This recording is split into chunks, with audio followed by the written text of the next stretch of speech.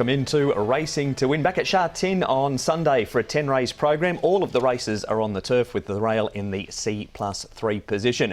Looks a bit of an open day for a few of the races, and joined in the studio to preview it all by Tom Wood. And Tom, apart from a hot day, what can we look forward to? Yeah, it is going to be hot. I think they're expecting 32 degrees, Mark, but we can look forward to Tuchel later on in the program. Race number 9, he takes on his stablemate Sweet Encounter, both of course coming out of the BMW Hong Kong Derby. You know how well that form has stacked up. Then the final race, Mighty Stride, with a reasonably quick turnaround for him. Coming off some rain-affected ground last time out, like a number through the mark, meeting off that rain-affected slow track a couple of weeks ago. And Simba's on a quick back-up in that race too. Yeah, he is, and he ran 5th in that race. He got right to the outside, so it might be a little bit hard to try and line up some of that form with those horses coming off those tracks. And you spoke yesterday on Hong Kong Direct to Michael D, new name in town. Yeah, new name in town, and good to have him joining the roster from next Wednesday night. Happy Valley, I understand he's got a handful of rides there already. He's a 5-time Group 1 winner this season anyway. He's only 27 years of age, and he'll stay up here until about almost, not quite to the end of the season anyway. You can see Tom's interview on Hong Kong Direct on the website hkjc.com and click on audio video and you'll find Hong Kong Direct. But when the news was broken, Mick D was riding at Geelong and Tim Yateman spoke to him just after it was announced. Always a pleasure to catch up with Michael D, particularly today, Mickey. Some terrific news that you'll be off to Hong Kong, which is very exciting, I imagine. Yeah, it is. A little bit nerve-wracking at the same time, but yeah, it'll be an exciting challenge ahead. So you're off next week? Yep, early next week, and I was actually initially meant to have my first rides there on the 28th, but David Hayes has contacted through and brought that day forward to this Wednesday coming, so yeah, straight into it. Wow. Great reward for yourself after you've been going so well. How did the opportunity to go ride in Hong Kong come about, Mickey? Probably just off the back of the season I've had. Lucky enough with all the success that I've had this season, and yeah, like you said, it's probably a bit of a reward at the end of that. And a good opportunity to go over there and possibly make some connections or build on some existing connections, Mickey? Yeah, absolutely. I don't know too many trainers. I've got a bit of a connection with Jamie Richards, who I know from New Zealand, obviously, and the likes of David Hayes. So there's pretty much only 2 trainers that I know there. So yeah, once I get there, it'll be head down, bum up, and working hard and trying to build relationships. And you're spending a couple of months over there, going to ride until the end of the Hong Kong season. Is that correct? Yep. So I think time there is only going to be about 5 weeks all up. So not too long, and yeah, be back here sort of at the end of their season. Have you spoken to some of the other jocks that have ridden over there previously about what the experience is like, and how are you sort of feeling about the change? Yeah, it's going to be very, very different, obviously. A much different environment. Had a small chat with a couple of the other jocks and Jai McNeil and the like. So yeah, it's obviously going to be a challenge, but yeah, exciting. That interview courtesy of racing.com. One thing he won't need to pack, Tom, is that jacket. He will not, not with it being 32 degrees here in Hong Kong tomorrow. Summer has well and truly arrived, and even though we're still a couple of weeks away from that, and the big advantage he'll have is he's a natural lightweight, 113 pounds. Yeah, might get down to 112 with the humidity around at the moment. We do have a scratching to pass on for the meeting on Sunday. Star of Glory is out, and Easy Life for Dylan Moe comes in as race 3, number 2. Meeting details, it looks this way for Sha Tin on Sunday. And we're back to a normal start time of 1 o'clock. It's meeting 72 of 88, 10 turf races on the C+3 course. 1 o'clock the first, and the 2 races we focus on, races 9 and 10, the Class 2 1600 and the Class 3 over the 1400 metres. The 9th, the Para Sports Coach 1600 handicap, and Tuchel carries an extra £7 for that third behind Beauty Eternal last time. Spirited Express comes back in trip. Bourbonaire's placed 3 from 7 course and distance. All for St Paul's is a 5-time course and distance winner. Sweet Encounter, he's got an extra £4 for that third behind Straight Aaron last time over the 1800 metres. California 10 found the 1400 too short last time. Oriental Smoke, all of his wins have been 1200. Beauty Verse is out of the Queen Queen Mother Memorial. Flaming Rabbit goes to the mile. Amazing Victory comes back into Class 2 and Drombeg Benner is getting a claim for Ellis Wong down the bottom of the book, Tom. And all for St Paul's. He likes to lead, but he might have to set a decent tempo doing it. Yeah, and because he's got company from Drombeg Benner, who of course can go forward, and he's got Alice Wong, who might only be carrying 110 pounds here, whether he can do that or not, or if he's going to put a couple over here on Drombeg Benner. Alice Tuchel, of course, he came back from 2,000 metres to 1,400 metres. He should be handy here from 1,600 metres. Flaming Rabbit might be the odd one out with the Sweet Encounter. What do they do with the Sweet Encounter, I wonder, from Barry, number 10. Spirited Express, like they normally do with him, probably goes back. Sweet Encounter is the focus of our first interview, though. Brenton Avdulla takes the ride for John Size. Brenton Avdulla, Sweet Encounter is one of your rides on Sunday afternoon. You've had an opportunity to trial the horse. What have you made of him? Yeah, he trialled well. He's a pretty casual sort of horse and only does as much as he's asked, but I was happy with his trial. He's sort of got the right form there and he's in good order, so I'd expect him there on Sunday to go there and race well. He seemed to finish that heat under a pretty nice hold. John had a couple in the trial. In fact, I think Tuchel, who runs in the race, obviously in that trial as well. But did he give you the feel of a horse who certainly looks ready perhaps to go close again? I mean, as you say, his form is pretty good, isn't it? Yeah, I do think so. He's drawn a bit awkward, but I think he's a horse now that early on in his career, in lower grade he was racing on speed, but I think now that John thinks he's better off ridden probably a fraction quieter, and he'll hit the line. So obviously he trialled next to the stablemate the other day and there wasn't much between them. But yeah, like I said, I'd expect him to go there and run well. You, I'm sure, would have gone back and had a look at his replays, etc. Last time out, I mean, he was about 3 and a bit lengths off of Straight Aaron. He's progressed nicely, so his recent form is there. Yeah, especially that strong 4-year-old form, So he's got good form. Like I said, he's just going to need a bit of luck from the draw and do things right. And if he gets things run to suit, then we'll be away, hopefully. I'm not sure if you've had a chance to discuss it with John, but he comes back in trip. I know he has one over the mile. Is that a sort of a pro or a con, do you think, in the stable's mind? Yeah, I'm not too sure. Obviously, the champion trainer in Hong Kong, he's deciding to run him there. But look, Sha Tin's going to give him his chance to wind up and. Like I said, I think he'll be well suited to race well. What about yourself, Brenton? You've had a bit of time to bed in now, obviously, and the ride's seemingly coming, along quite well. And a couple of horses have gone close for you. I think there's been 3 or 4 thirds there so far, and those that have filled the frame. So the momentum's gradually beginning to build. Yeah, look, we obviously started off the first meeting just missing on the first ride, and then we've had plenty of rides that have been outside the market, but I'm getting good support from a variety of trainers now, and a few more are sort of starting to jump on board. So we're getting a bit closer, and I feel like the rides that I've got coming over the next couple of weeks are getting a bit stronger too. So a lot more competitive chances there, even on Sunday. So I'm sure the winner won't be far away, but we're enjoying it. And like I said, I've got a number of trainers who will give me great support. So we'll see what we can do. Brenton, you're well versed at this game, but what's been the biggest learning curve since you've arrived in Hong Kong? Oh, look, I find the racing's the most comfortable I am is when I'm out on track. Yeah. I feel I've adapted to the racing really well.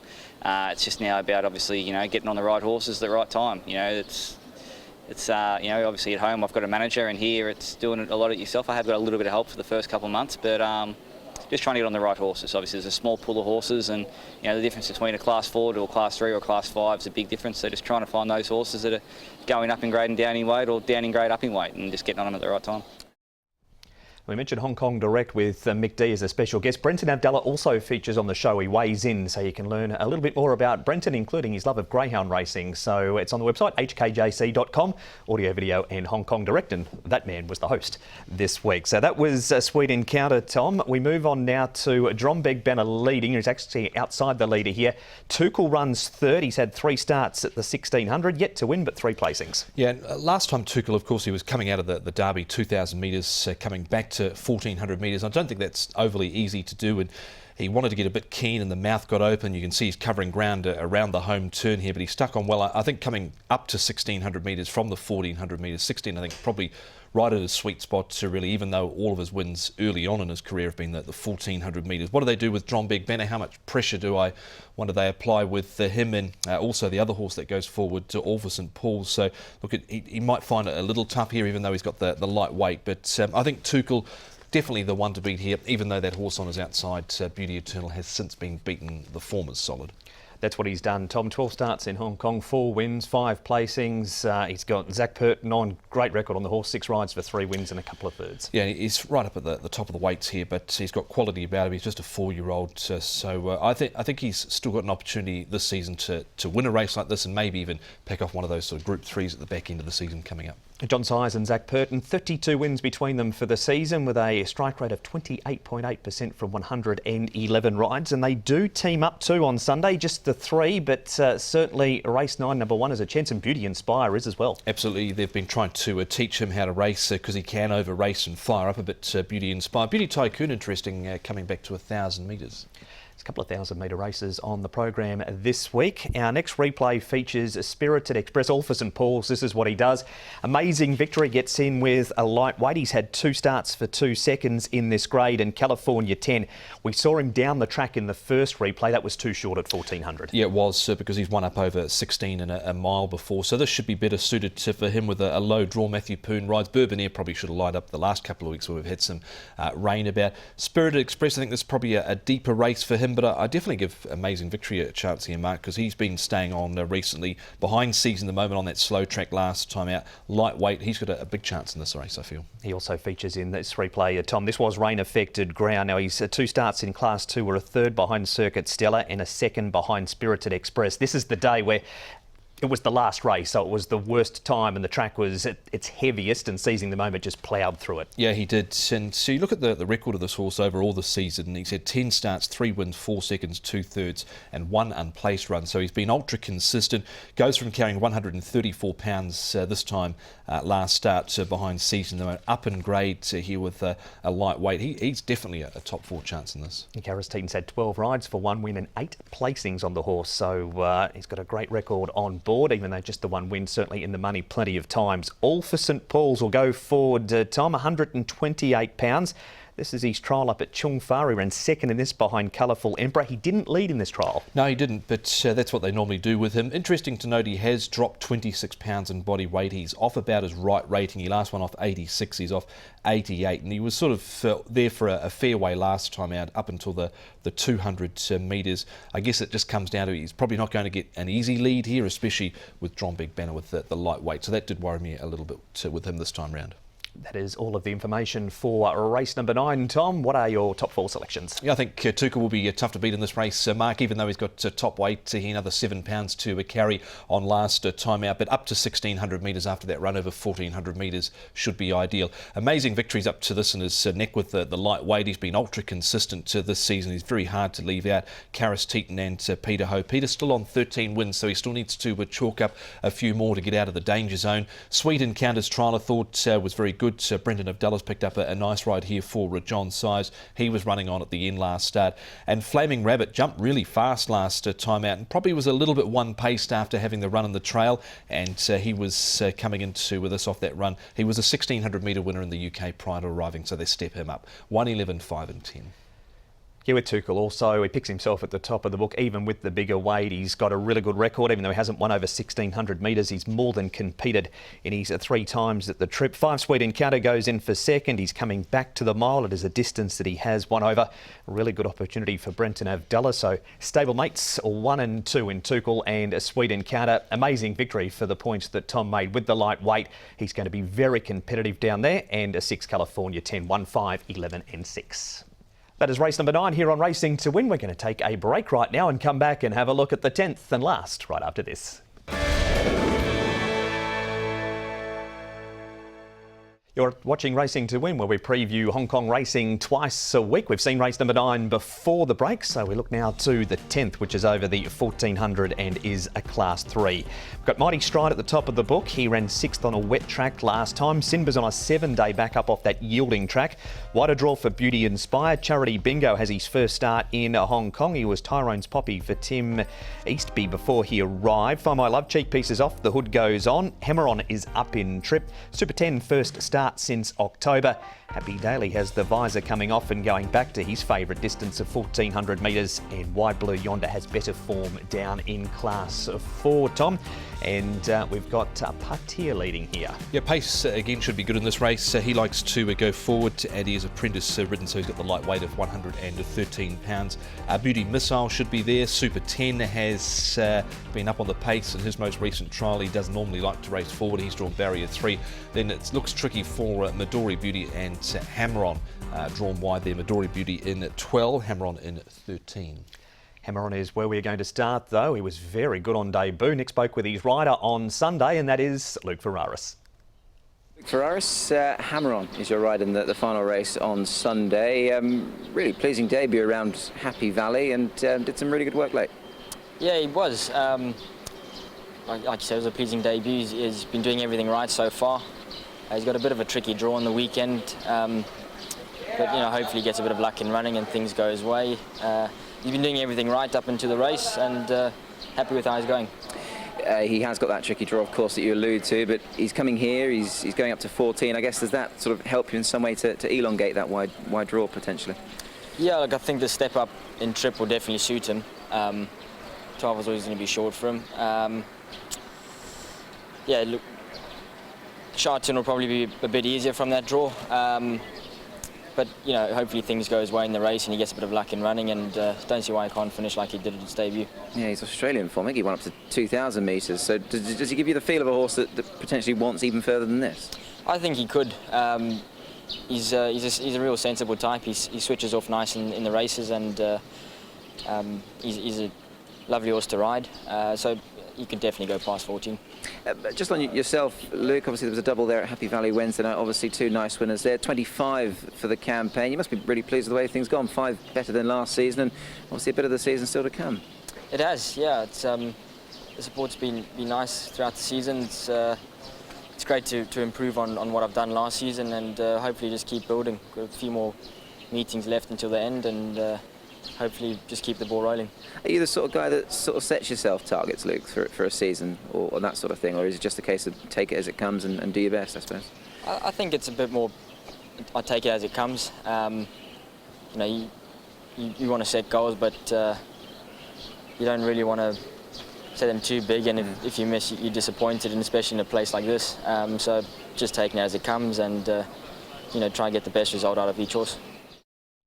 That is Luke Ferraris on Hammer-On. The opposition, though, includes Tom Mighty Stride. Now, he ran 6th last time. Do we put that down to the big feet not liking the wet track? I think it was, Mark. Didn't enjoy the conditions there. He got through it, but he didn't enjoy them. What's interesting, he's on his quickest turnaround he's ever had in his career, 14 days, where Ricky Hughes sort of spaced his runs between anyone between 21 and 49 days. He's dropped a bit of weight coming into with this, so it was a wet track. I'd be prepared to give him the benefit of the doubt, and he did lay in it a little bit, so he wasn't comfortable back on a dry track. Even though he's got the big weight, I'd expect him to be right there. It was the first time he's missed the top 2 in that race. All of his other form on good ground was good. Now, this is home straight lotto here because they finished all across the track.